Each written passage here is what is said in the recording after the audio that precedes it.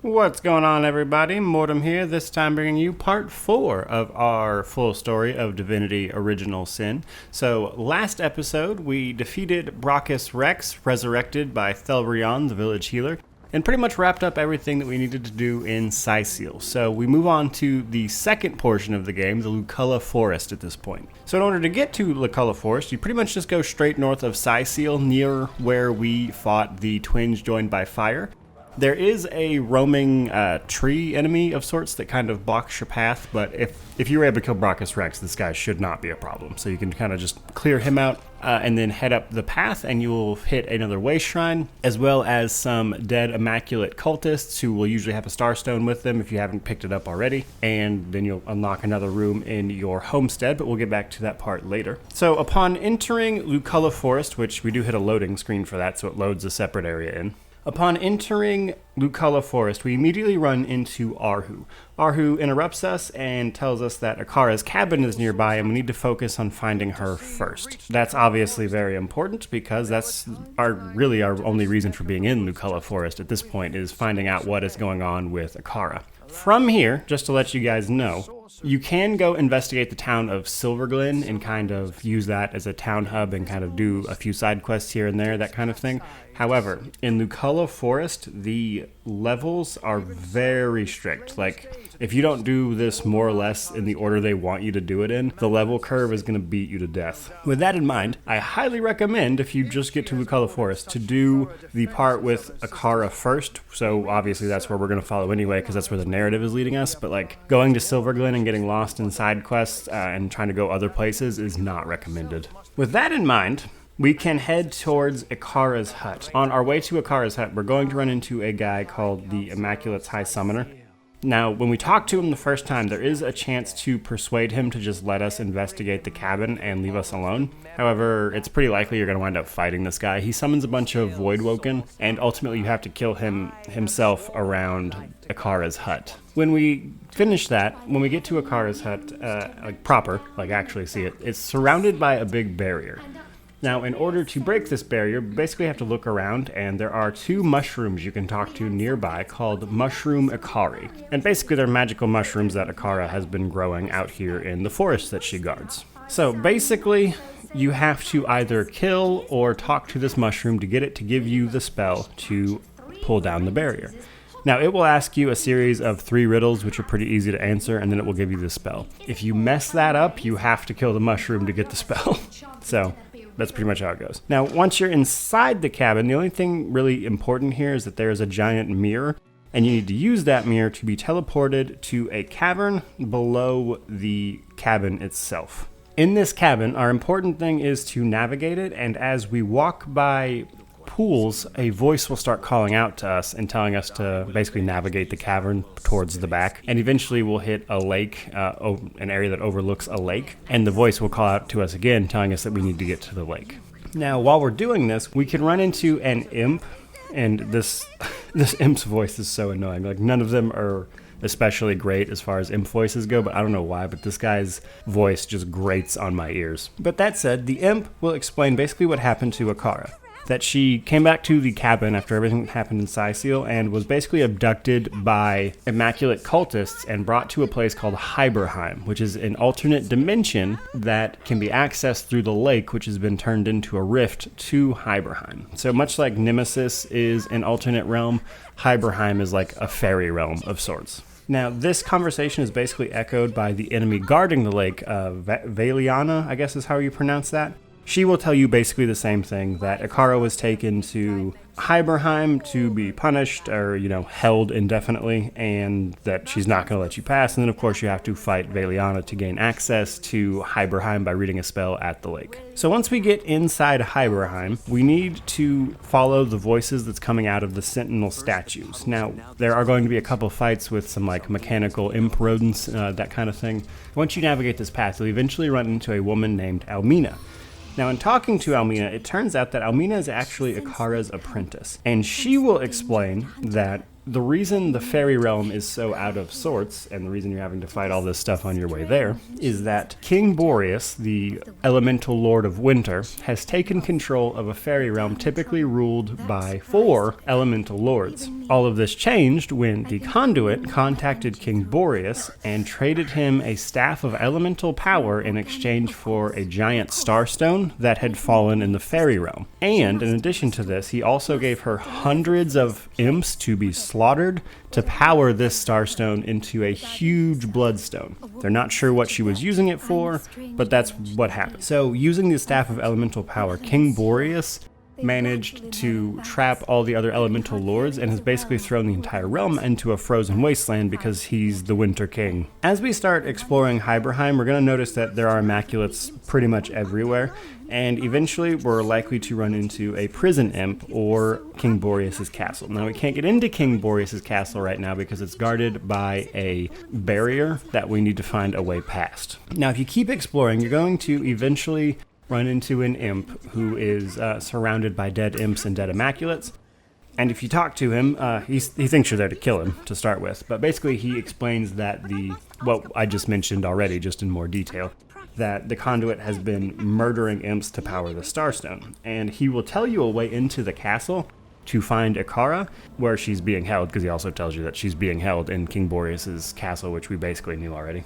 He tells you that in exchange for learning how to access where she is, he needs you to head north to a elemental forge that is part of the realm and basically kill all the Immaculates there. Once we head to the elemental forge northeastish of where we are, we can fight a ton of Immaculates out front. This is actually a difficult fight if you don't know what you're doing, because there's just a ton of enemies you have to fight right here at the entrance to the forge. Now, once you get inside, we learn that basically what we already know again. We run into the Conduit herself in the middle of finishing charging the giant starstone that she had gotten from here, and that she had killed 100 of imps to power this thing. Now, this is an important conversation with the Conduit because this is where she concedes that she is not a prophet for this goddess that she keeps pretending to be, and that basically she's lying to the Immaculates to further her own goals. So we learned that from this conversation, technically, if you didn't already realize that's what was happening. She also explains that she gave Boreas the staff, and all of that, again, information we can have already picked up at this point.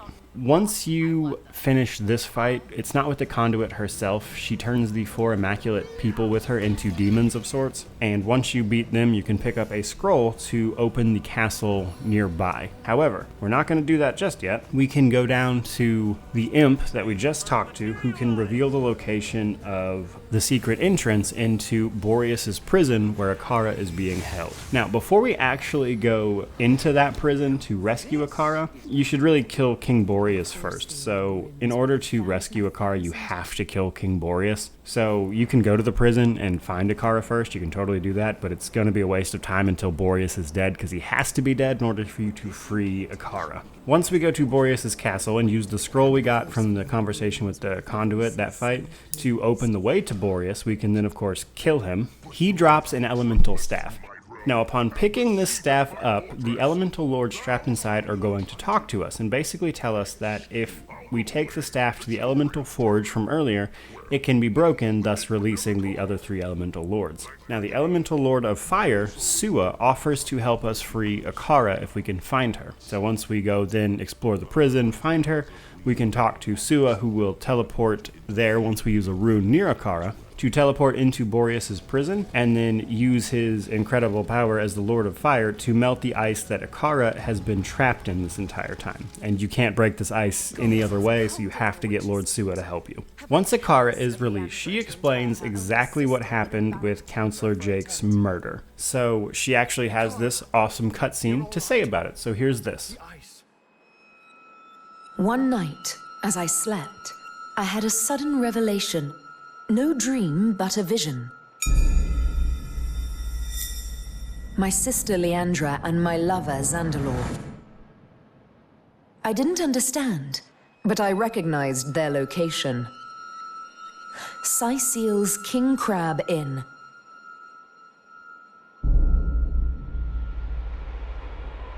I arrived and looked through their window, but inside, everything was wrong. Leandra had fled, and Counselor Jake stood over the wizard, a knife in his hand and hate in his eyes. As I watched, he drove the dagger deep into Zandalor's heart, and I was too late to stop him.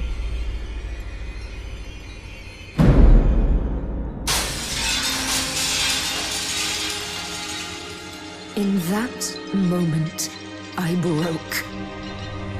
I saw before me not a man, not even a beast, but evil incarnate. And I used Source to slay him. On the floor lay Zandalor. In my hands, I held Jake's life force. I had sworn never to use Source, but I couldn't walk away. And so I did the unthinkable. I used the Counselor's life to save Zandalor's. He was alive, but only just. Betrayal. Murder. Source. We were all of us guilty now. So this is a pretty great cutscene and conversation, actually, because it explains that Leandra, Icara, and Zandalor, as you learned from the trailer, have actually been together for a long time. So Zandalor found these two wild children, basically, whose parents were killed by Source Hunters, and he trains them in the way of the Source because he knows that they're potent in it. And in doing this, he and Icara start a relationship and become lovers. And when it turns out that Icara and Zandalor have fallen in love, Leandra, of course, reacts very poorly and runs off and isn't heard from in 2 years. So 2 years later, when the game starts just about, Zandalor meets with Leandra in the King Crab Inn, which is, of course, how Counselor Jake winds up getting killed because he's basically cheating on Icara. And from here, of course, the game starts, and we're basically caught up with what's going on. Now, at this point, we can all head back to the end of time, where we can meet up with Icara again, and she can kind of explain what her next move is. Icara, again, after explaining everything going on between her, Leandra, and Zandalor, is explaining that Leandra, her sister, otherwise known as the Conduit, has been stockpiling resources at a nearby mine in Luculla Forest. Now, she doesn't know what it involves. Using the soul forge between the two, which Icara explains has been frayed and is starting to break, she knows that Leandra is stockpiling things there because she still gets flashes of what Leandra is up to. So, using that information, we can, of course, deduce that the next thing we need to do is go see what Leandra is doing in these mines nearby. And, given what we already know about the fact that she powered up this giant bloodstone using all of these hundreds of imps, whatever it is, it probably isn't good and probably involves that starstone in some way. With that, we are going to wrap up this particular episode of the full story of Divinity Original Sin. However, before I actually leave you guys, at this point we should have gathered enough starstones and bloodstones to unlock the next piece of the Source Hunters' backstory, if you will, kind of explaining why it is everyone keeps referring to them as eternal beings, Icara included. After this, we get the Starstones together. The Weaver, of course, reweaves a portion of the Tapestry of Time, thus releasing another portion of our history back to us, and we get this awesome cinematic. After the war was won, the Void Dragon remained a great threat to all existence. And so, upon the anvil of creation, the God Box was crafted. The void was locked within, but still the question remained: who would guard the box? The two generals offered themselves. They would give up life and glory to stand sentinel. Transformed into immortal beings, they would be the Void's eternal guardians.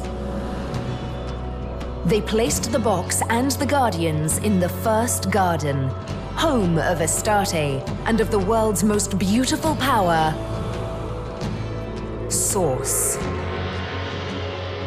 For time immemorial, the guardians stood by the God Box, no longer human in body or in mind, but duty personified.